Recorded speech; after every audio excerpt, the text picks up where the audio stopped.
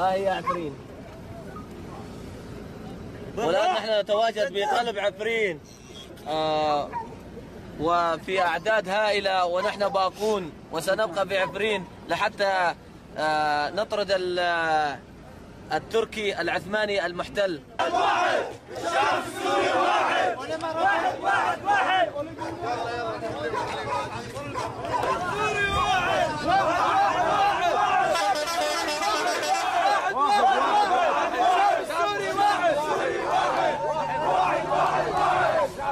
السوري واحد